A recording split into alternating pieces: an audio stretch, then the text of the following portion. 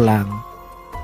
Misteri Rumah Koppel Season 2. Sewaktu kami akan pulang ke Pulau Jawa, pagelaran ketoprak yang sebelumnya akan diselenggarakan kini berjalan lancar. Di tempat tersebut aku mengobrol dengan beberapa warga. Salah satunya sebut saja dengan Pak Andi. Dan istri Pak Andi, aku panggil dengan Bu Andi. Kita mengobrol sambil ketawa ketiwi. Di sela obrolan, Bu Andi bilang kalau besok mau tinggal di rumah. Pak Andi hanya bisa diam. Karena malam itu juga dia tak bisa ikut nonton ketoprak. Dan aku pun mengiyakannya. Esok harinya aku ke rumah Bu Andi. Saat itu Harti tak tahu karena dia ada di rumah. Aku ngobrol sama Bu Andi sampai sesekali ngeledekin dia dan ternyata orangnya agak keganjenan. Malum, walau suaminya bertubuh tinggi besar, tetapi agak letoy di ranjang. Itu kata Bu Andi. Semangatku untuk main ke rumah Bu Andi agak kendor. Karena ada kabar anak tetangga Bu Andi meninggal dunia. Aku main ke rumah Pak Andi dan kita beramai-ramai membantu semua keperluan guna pemakaman tetangganya itu. Sampai sore sekitar pukul 16, akhirnya semua selesai. Karena aku merasa lelah, aku pun langsung beranjak pulang. Dan sampai ke rumah, aku langsung mandi. Celanaku yang kotor ku gantung di balik pintu kamar mandi. Sehabis mandi aku pun tidur karena tak bisa menahan lelahnya mata ini. Maghrib pun datang. Aku terbangun dari tidur karena mendengar suara yang sangat mengganggu. Aku langsung bangun dari tempat tidur dan mencari sumber suara tersebut. Suaranya seperti seseorang yang sedang memukul-mukul tiang rumah pakai kayu. Kencang dan begitu memekakan telinga. Anehnya, terkadang suara itu begitu nyaring, tetapi terkadang terdengar begitu sayup, seakan jauh. Suaranya begitu terus-menerus, dan aku rasa memang ada di sekitaran rumah. Kurang lebih setengah jam dan akhirnya aku menghiraukan suara tersebut. Aku langsung masuk ke dalam rumah dan melaksanakan salat maghrib.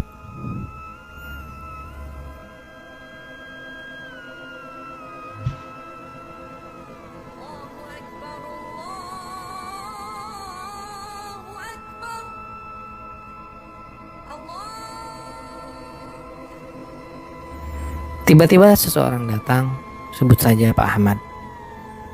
Orang yang pernah aku mau pinjam mobilnya waktu Harti mau melahirkan. Sebenarnya setelah hal itu, aku dan Pak Ahmad sering jalan bareng. Karena suatu urusan bisnis kecil-kecilan sama dia. Beliau pun masuk ke dalam rumah lalu aku menyuruh beliau duduk. Karena waktu itu aku mau melepaskan pakaian sholat yang aku kenakan. Lalu kita pun pergi keluar dan duduk di teras rumah sambil ngobrol. Lalu suara tersebut kembali terdengar. Mas, siapa ya? Malam-malam begini bikin kebisingan seperti itu. Tanya Pak Ahmad. Tahu Pak, dari tadi juga seperti itu.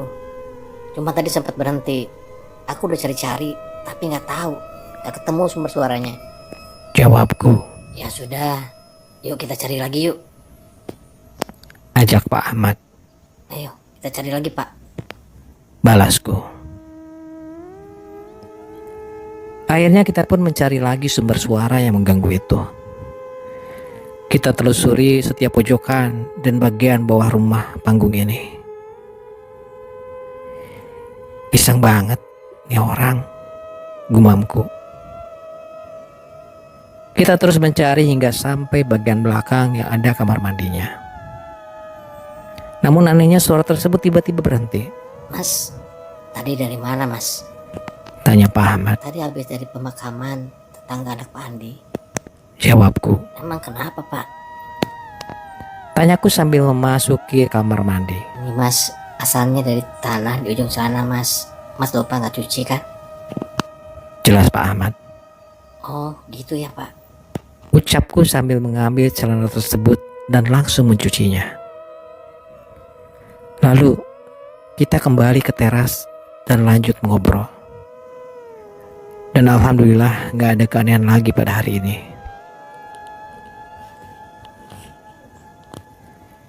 Setelah kejadian malam itu, aku masih sempatkan main ke rumah Bu Andi. Dan beberapa hari berselang, akhirnya kita pulang ke Jawa naik kapal laut. Di sepanjang perjalanan aku lebih memilih mendiamkan hati dan kepikiran terus dengan istri Pak Andi. Harti terus menggendong anak kami dan aku hanya memilih diam, melamun dan masih terus memikirkan Bu Andi. Kepalaku pusing mas. Seru Harti. Ya sudah, nanti ku carikan obat, minta ke ABK. Jawabku dan pergi meninggalkannya. Aku naik ke atas yang awalnya ingin minta obat. Tetapi langkahku terhenti karena ada hiburan dangdutan di kapal ini. Walau perjalanan cuma 18 jam, tetapi ada hiburannya dan aku sampai lupa dengan tujuan awal. Mas, mas. Harti memanggil. Dia menyusul naik dengan langkah sempoyongan. Aduh, ganggu saja, gumamku dalam hati. Kok nggak peduli sih? Tadi saya ke ruang petugas cari obat dan cari kamu. Rupanya kamu di sini. Ucap Harti. Namun aku hanya diam dan mengantarnya kembali duduk di kursi penumpang. Sepanjang perjalanan Harti terus menggendong sang buah hati. Aku sendiri seakan tak peduli dengan semua itu dan hanya memilih diam. Setelah beberapa tahun di Pulau Jawa, aku mendengar kabar dari keluarga yang ada di kota baru. Kalau Bu Andi meninggal dunia setelah kabur dari Pak Andi dan hidup dengan lelaki lain. Meninggalnya pun dalam keadaan hamil. 2 tahun di Pulau Jawa aku sering begadang dan di sini banyak kejadian mistis yang aku alami.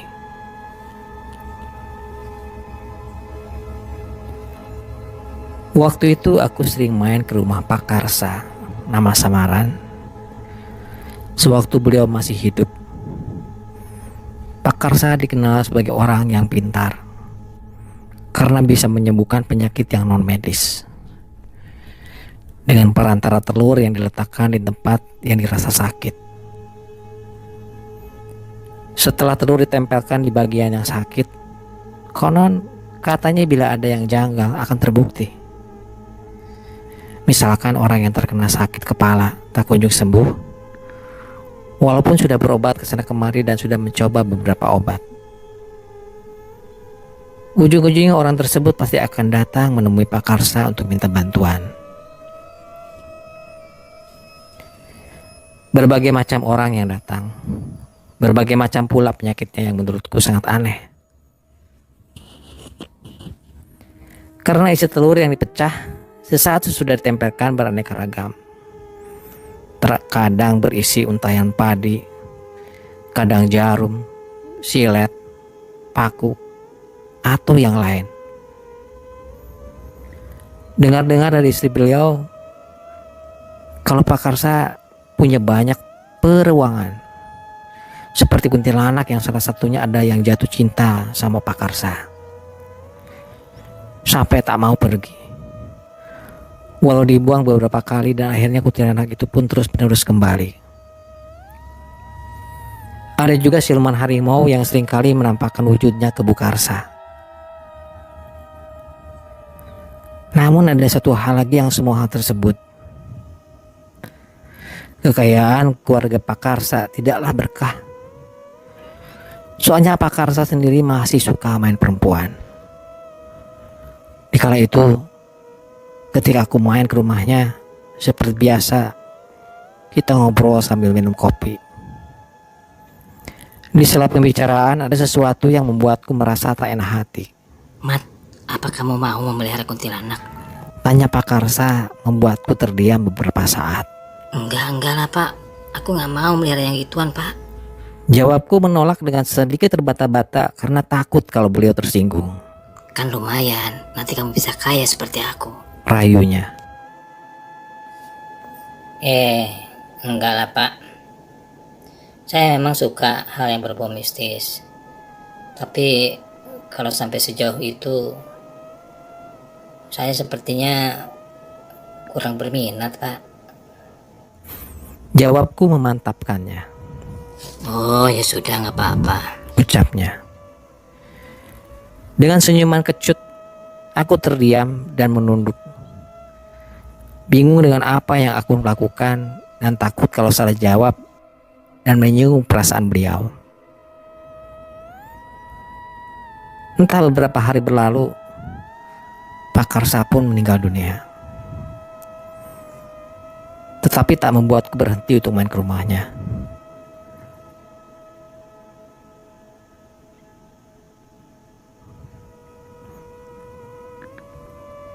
Pada suatu malam sekitar pukul 23.30-an, aku melewati area pemakaman.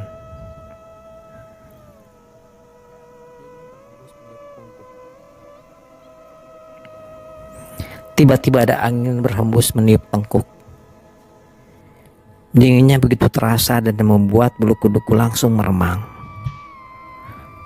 Detak jantung pun berdetak begitu kencang. Tiba-tiba terdengar suara yang begitu lirih, seakan berbisik di dalam hati. Aku pengen ngomong karo kowe. Suara tanpa rupa mencoba berbisik dalam hati.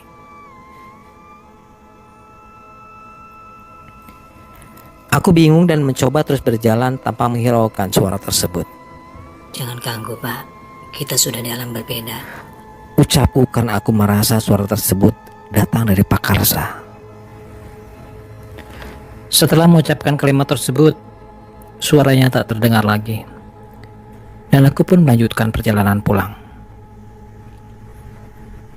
Bu Karsa juga bercerita kalau suaminya masih sering diam di rumah. Arwahnya penasaran, seakan tak diterima bumi. Namun bedanya arwah Pak Karsa tak kerap mengganggu warga. Tak seperti arwah penasaran pada umumnya. Di tengah perjalanan pulang, ada sesosok terbungkus kain putih yang berdiri di bawah pohon. Dia hanya berdiri terdiam, namun dari bagian bawah sampai atas, seakan ada sinar yang menyinari sosok tersebut. Pocong. Ya. Sesosok pocong tengah berdiri menghadapku, membuat langkahku menjadi begitu ragu untuk melanjutkan pulang. Tak mungkin aku kembali ke kuburan dan mencari jalan pulang yang lain, gumamku dalam hati. Aku mencoba untuk terus melangkah dan menganggap kalau sosok pocong di depanku tidak ada. Permisi mbah, numpang lewat. Seruku pada sosok yang sekarang sudah begitu dekat. Sosok itu melihatku. Wajahnya begitu dekat. Hidung yang masih tersumpal kapas dan wajah gosong dengan mata melotot. Aku takut dan langsung lari tunggang langgang, menjauhi sosok tersebut. Dan untungnya sosok itu tak mengejarku dan baru kali ini aku benar-benar merasa begitu takut. Padahal bagiku sudah terbiasa melihat sosok-sosok seperti itu. Contohnya sosok kuntilanak yang ada di depan rumah. Karena memang di depan rumah masih banyak semak belukar yang tumbuh di pinggiran rel kereta api. Dekat situ ada gudang dan di situ juga aku sering melihat sosok kuntilanak tengah menangis. Oh iya, gudang tersebut sudah ada sejak zaman Jepang. Bangunannya masih berdiri dengan kokoh. Batu batanya berukuran besar. Tak seperti batu bata zaman sekarang. Gudang itu begitu angker. Banyak makhluk yang diam di gudang tersebut. Kebanyakan mereka arwah penasaran yang meninggal bunuh diri, menabrakkan dirinya ke kereta api. Walau seperti itu, terkadang kita sering nongkrong di luar dengan teman. Dan ada salah satu kejadian yang membuat kami tertawa. Malam itu lagi asiknya kita bertiga ngobrol sambil ngopi. Darman, nama samaran, melihat ada bayangan putih yang mendekat. Hei kawan, lihat itu, ada seorang perempuan. Ucapnya menghentikan obrolan. Mata kita terfokus pada sosok tersebut. Sosok yang mencoba mendekat dengan kaki mengambang. Berjalan, mencoba melintas rel kereta. Sosok tersebut semakin dekat dan dekat. Dan saat tersorot lampu, dia tiba-tiba menghilang. Bukannya takut, kita malah tertawa. Karena sudah terbiasa melihat sesuatu yang tak lazim seperti itu. Kalau berani datang ke sini, jangan lihat dari jarak jauh. Ayo kalau berani ke sini, nanti tak buang kamu ke laut. Ujar Rasti, nama samaran juga, di tengah tertawanya. Dan konon katanya di gudang tersebut juga ada sosok genderuwo yang sudah lama mendiami tempat itu. Kesukaannya membakar singkong, hingga sering sekali kita mencium aroma singkong bakar. Padahal tak ada satu orang pun, orang maupun warga yang sedang membakar singkong. Pada malam yang berbeda, seperti biasa kita nongkrong sambil tertawa. Di tengah asiknya mengobrol, kita mencium bau ubi bakar. Bau apa nih? Kalian mencium tidak? Tanya Rasdi. Bau ini pasti si Gen lagi bakar-bakaran tuh. Jawab Darman. Ya sudah, coba kita ke situ saja ya. Selaku dan kita mulai mendekati gudang tersebut. Sampai di depan pintu gudang, Rasdi menggedor-gedor pintu. Lalu kita ramai-ramai berujar. Kita sini minta. Bagi Dan dibarengi dengan tertawa.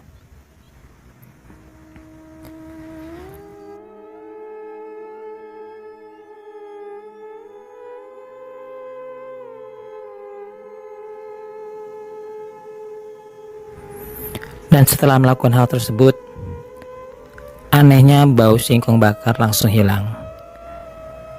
Dan kita pun kembali ke tempat kita duduk-duduk. Di malam berbeda. Di saat itu kedua temanku belum datang dan aku memilih nongkrong sendirian. Tiba-tiba ada seseorang yang menepuk pundakku. Woi, sendirian aja. Jangan ngelamun. Ntar kesurupan, tempelan loh. Ujar Ikin, nama samaran, teman yang sudah lama tak pernah bertemu. Kin, sini dudukin. Pintaku. Kamu kemana aja? Lama gak kelihatan. Sambungku bertanya. Biasalah, ada proyek kecil-kecilan. Jawabnya sambil mulai duduk. Oh gitu. Ucapku singkat. Hemat, di sana ada orang yang aku jadi pintar ledakan. Jelas Ikin. Di mana? Tanyaku penasaran. Di sana tuh di sana tuh. Jawabnya sambil menunjuk arah melewati rel kereta api. Ya sudah, coba kita ke sana yuk. Ajakku. Ayo, emang kamu tahu? Tanya balik Ikin. Ya tanya-tanya lah. Memang punya mulut buat apa coba? Tanyaku sambil tersenyum. Ayolah kalau gitu. Ayo, ayo, ayo. Yuk, yuk. Balas Ikin dengan nada tinggi sambil tersenyum.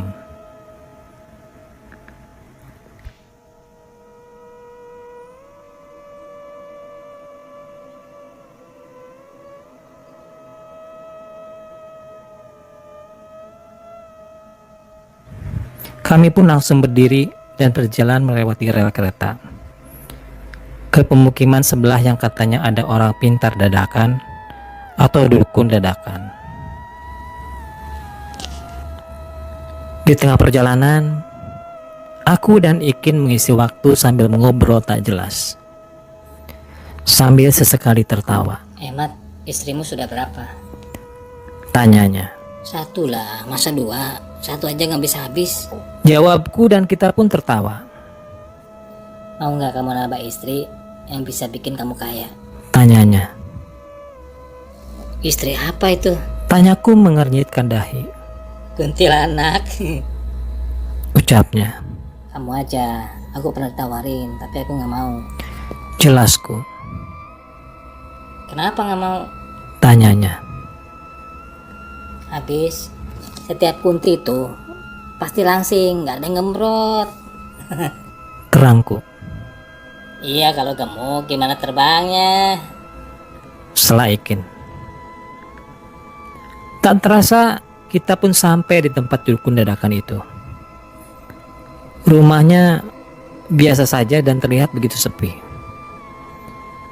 Maklum, mungkin karena sudah malam. Kita pun mengetuk pintu dan tak lama keluar seseorang yang sekiranya masih sebaya dengan kita. Dia mempersilahkan kita masuk dan duduk di ruang tamu. Tanpa panjang lebar, kita pun mulai bertanya-tanya tentang ilmu yang dia dapatkan.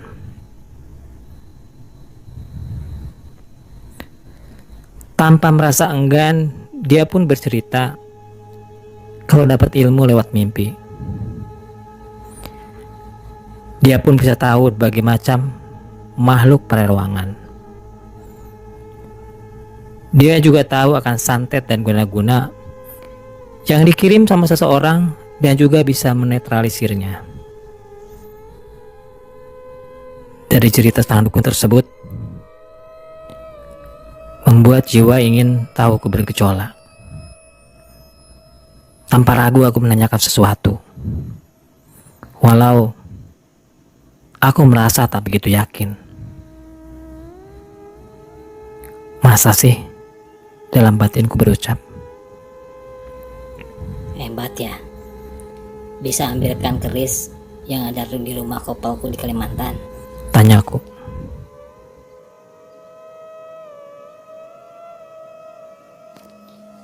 Oh, keris yang di Kalimantan.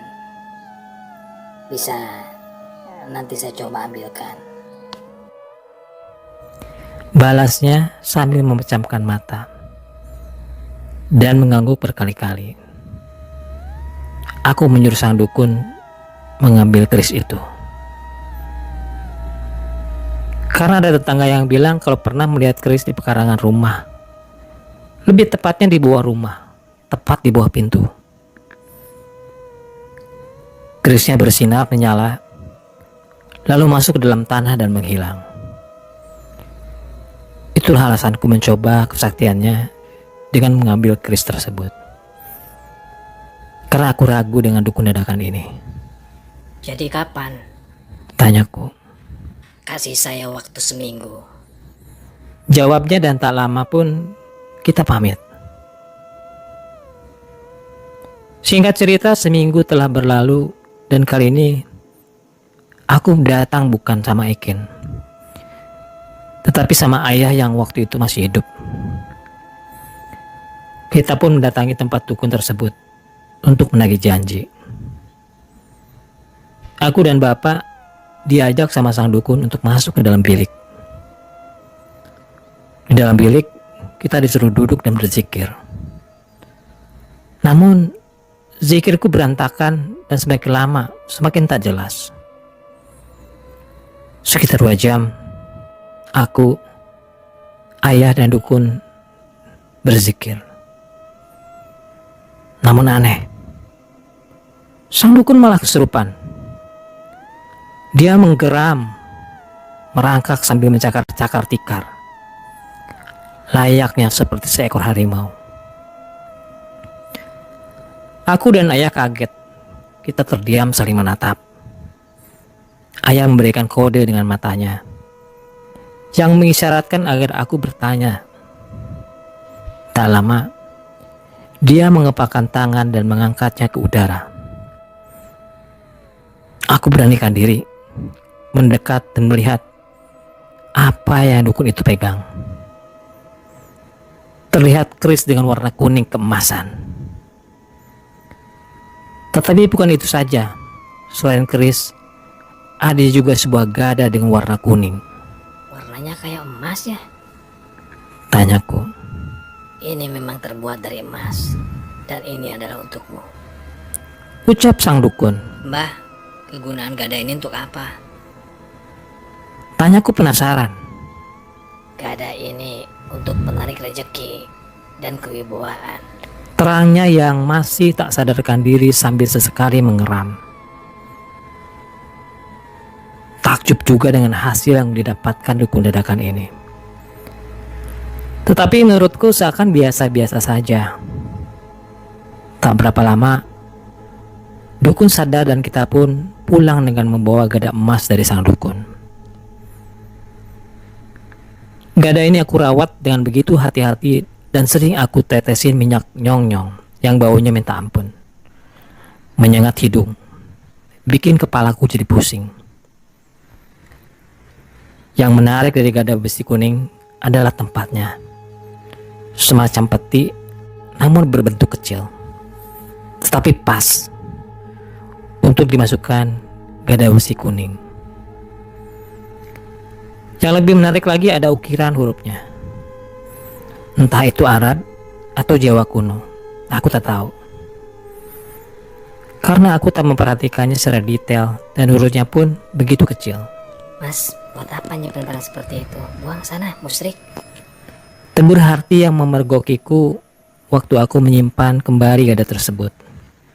Jangan marah, ini cuma buat hiburan. Jelasku dengan nada santai. Hari demi hari berlalu. Entah mengapa melihat Harti seakan melihat sesuatu yang aku benci. Aku pun menjadi perangai yang suka marah-marah tak jelas. Jangankan kesalahan yang besar, kesalahan kecil saja aku korek hingga menjadi sesuatu yang besar dan membuatku ada alasan untuk memarahinya. Aku tak sadar mengapa jadi seperti ini. Apa ini gara-gara benda tersebut? Dalam diam, ayah memperhatikan gelagat mencurigakan dariku. Tanpa bilang terlebih dahulu, ayah kembali mendatangi dukun tersebut. Sebut saja Dirman. Tetapi kedatangan ayah untuk hal lain. Beliau mendatangi dukun untuk menaikkan wibawanya. Beda denganku dan beda pula dengan ayah. Karena ayah tak diberikan gada seperti yang aku punya. Namun beliau diberikan sebuah bolpen yang katanya bisa menambah kewibawaan. Tetapi dengan satu syarat, sering mendatangi rumah dukun Dirman untuk berzikir, dan untuk perihal ini dilarang memberitahu siapapun. Kesibukan menjadi salah satu anggota kepolisian membuatku lelah dan tak mengapa aku ingin mengajak istriku berlibur ke pantai. Dek, ke pantai yuk. Ajakku. Tapi sudah sore. Tanya balik Harti. Gak apa-apa. Jawabku. Ya sudah, kita siap-siap saja. Dan jangan lupa dompetku dibawa ya. Pintaku. Dari rumah ke pantai, perjalanan menempuh waktu sekitar 25 menit. Pukul 5 sore, Harti mau bersiap untuk mandi. Tetapi sebelum Harti beranjak mandi, entah mengapa lampu kamar mandi jatuh dengan sendirinya. pecah. Untung tak menimpa Harti. Mas. Teriak Harti. Iya, Ti, kenapa? Tanyaku. Ini, Mas. Tunjuk Harti ke pecahan lampu. Kamu apakan sampai jatuh begini? Tanyaku mengambil pecahan lampu. Enggak, aku gak apa-apain, Mas. Jatuh sendiri. Jelas Harti. Harti shock. Jantungnya berdegup kencang dan keringat dingin bercucuran. Kedua tangannya memegang bak mandi karena lemas dan butuh penyangga. Ada firasat apa? Gak enak banget. Ucapnya dengan nada bergetar. Udah gak usah dipikirin. Nanti pulang dari pantai, aku belikan yang baru. Jelasku. Singkat cerita, kita pun berangkat dan di sepanjang perjalanan Harti memilih untuk diam. Rupanya dia tertidur. Padahal ke pantai naik motor. Saat motor melewati posisi tidur dan Harti kaget, langsung terbangun seraya berujar. Mas, bauku kayak ada yang nepuk. Ujarnya. Namun aku memilih diam. Sesampainya di laut, Harti kembali berujar kalau dia mencium bau aroma melati yang sangat menyengat. Dari situ aku terpikirkan sama gada besi kuning yang aku simpan di dalam peti kecil yang dimasukkan ke dalam dompet. Itu dompet Mas kamu bawa kan? Tanyaku. Iya, Mas, bawa. Jawab Harti sambil mencoba terus mencari di saku celana dan tasnya. Kok nggak ada? Timpa Harti ketakutan. Apa maksudnya nggak ada? Tanyaku dengan nada marah. Iya, Mas, aku simpan di celana, tapi kayaknya terjatuh waktu melewati posisi tidur. Bela Harti. Ayo pulang. Pintaku marah dan kita kembali pulang. Sesampainya di rumah aku memarahi Harti dan tak ada setan apa sampai-sampai aku berujar. Nanti ku pulangkan kau ke rumah orang tuamu. Harti tak menjawab. Dia hanya bisa menangis. Awas saja kalau dompetnya ketemu. Aku pulangkan. Ancamku. Harti aku marahi habis-habisan. Dirasa sudah tak ada kata yang harus diucapkan. Aku kembali ke dukun itu untuk tanya perihal ini. Oh, begitu ceritanya. Balas sang dukun setelah mendengarkan ceritaku. Iya, Mbah. Apa bisa ditarik kembali, Mbah? Tanyaku. Barang ini sudah kembali ke tempat asalnya. Aku bisa mengambilnya, tapi dengan wujud yang lain. Jelas sang dukun. Selang seminggu ada tukang beca berkunjung ke rumah. Rupanya si tukang beca mau mengantarkan dompet. Akan tetapi hanya berupa dompet. Karena di dalamnya sudah tak ada isi. Terima kasih telah mendengarkan cerita ini sampai selesai. Cerita berakhir di sini karena sekarang Pak Rahmat sudah tua dan tak main lagi sosial media. Untuk kekurangan cerita ini, Bu Hartilah yang mengisi. Terkadang sesuatu yang berawal dari iseng malah menimbulkan suka, dan dari suka tersebut bisa berubah seseorang menjadi benci akan sesuatu. Harus ingat di titik mana kau berasal, dan juga harus ingat